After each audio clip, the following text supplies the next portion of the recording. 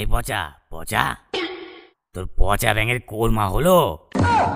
গন্ধে তো জিভে জল আসছে রে। শালা বুড়োটা শুধু সবসময় খাই খাই করে। হ্যাঁ, কিছু বললি? আজ্ঞে না, আপনার খাদ্য প্রেমের প্রশংসা করছিলাম। ও তাই বল, আমি তো অন্য কিছু মনে করলাম।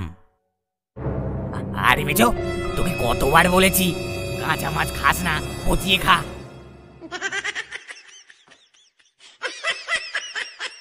আরে কাঁচা মাছ খেলে যে পেট খারাপ করবে।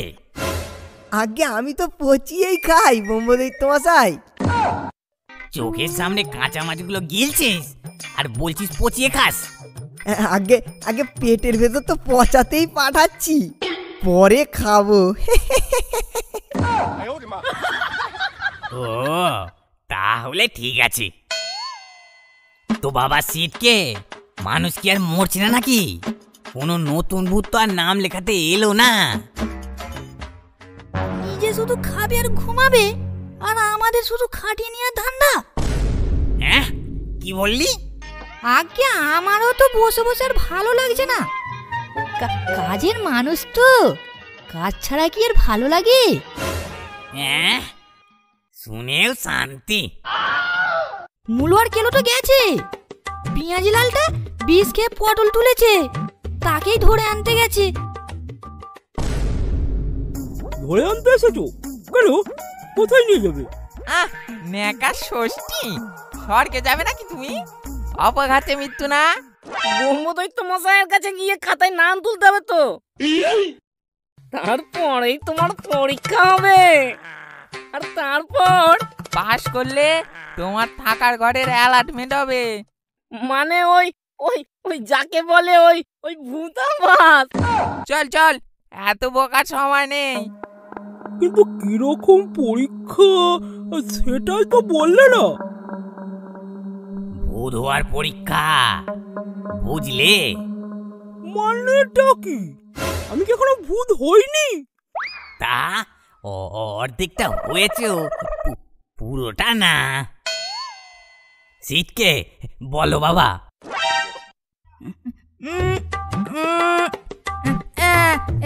298। এই নে ধর কার্ডটা, এটা তোর ভূতের পরিচয় পত্র, ভূতাধার কার্ড।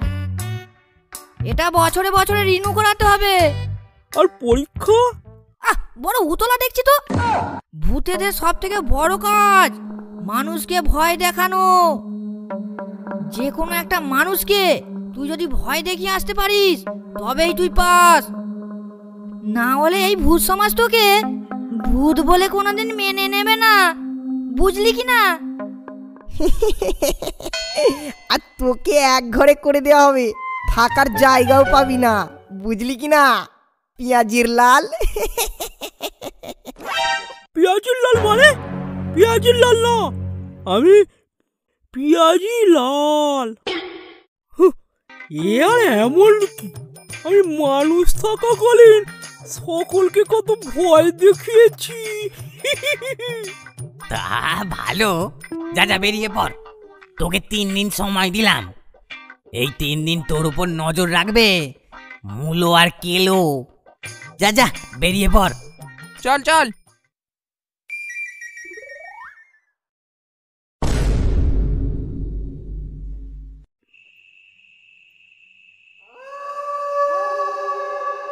এই তো মাঠটা বেশ ফাঁকা, এখানেই ভয় দেখানো যাবে। শুধু এখন একটা মানুষ আসার অপেক্ষা।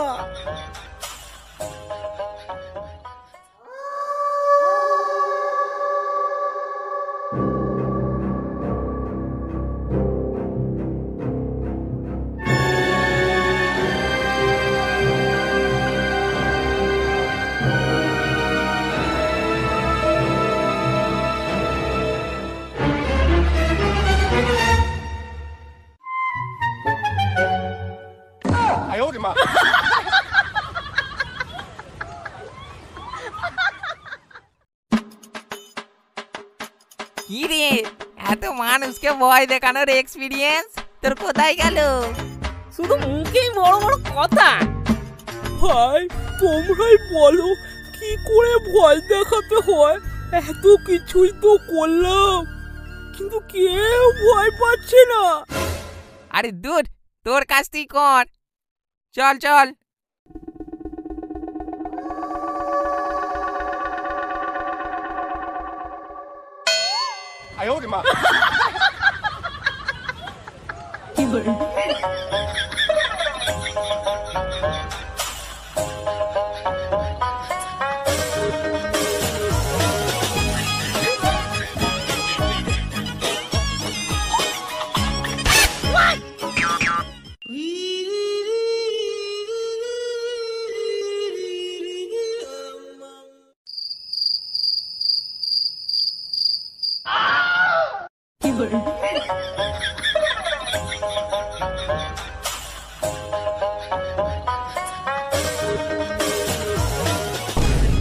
হাসি হাঁকা ডাকা সবই তো করলাম, কিছুই তো হলো না।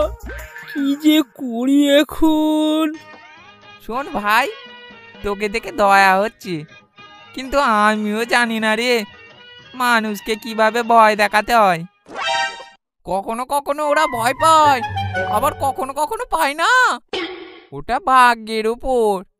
আর সব থেকে বড় কথা, ওরা ভূত দেখতেই পায় না।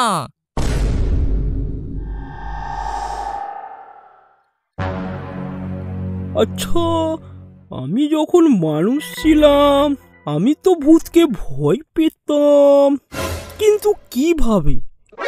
হ্যাঁ, খটখটে আওয়াজ শুনে। কিন্তু সকাল তো হয়ে এলো, আবার কাল রাতে দেখা যাবে।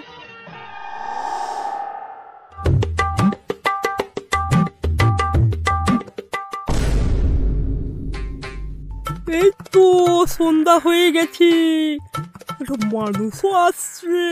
দেখি এই গাছটা নাড়াই। আরে গাছটাই তো পড়ে গেল। গাছগুলোর গোড়া একেবারে নষ্ট হয়ে গেছে, একটু হাওয়া দিলেই পড়ে যায়। ধুর ধুর ধুর।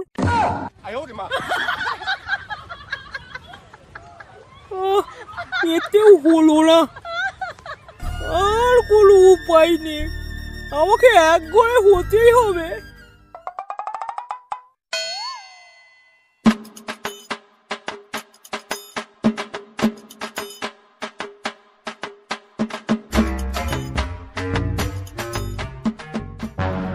আরে ওটা কেউ দাঁড়িয়ে আছে বলে মনে হচ্ছে না, নিশ্চয়ই ভূত। গাটা কেমন ছমছম করছে। রাম রাম রাম রাম রাম রাম রাম রাম রাম রাম রাম রাম রাম। কি হলো? লোকটা এমন করছে কেন? ও তো আমাকে দেখতে পাবে না, তাহলে ভয় পাচ্ছে কি করে?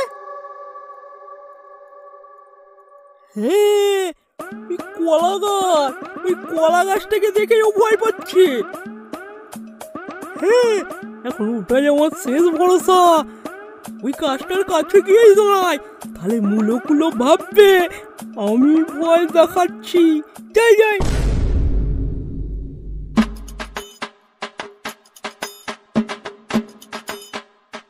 আরে বাপরে, এটা ভূত।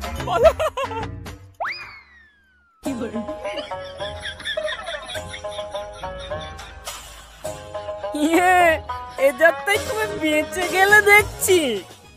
কেমন ভয় দেখালাম বলো? ওই কলা গাছ, বুঝলে, ওই কলা গাছই তোমায় উদরে দিল। তোমরা বুঝলে কি করে? আমরা এই কাজটা দেখে আসছি বহু বছর ধরে। আমরা না জানলে কি তুমি জানবে?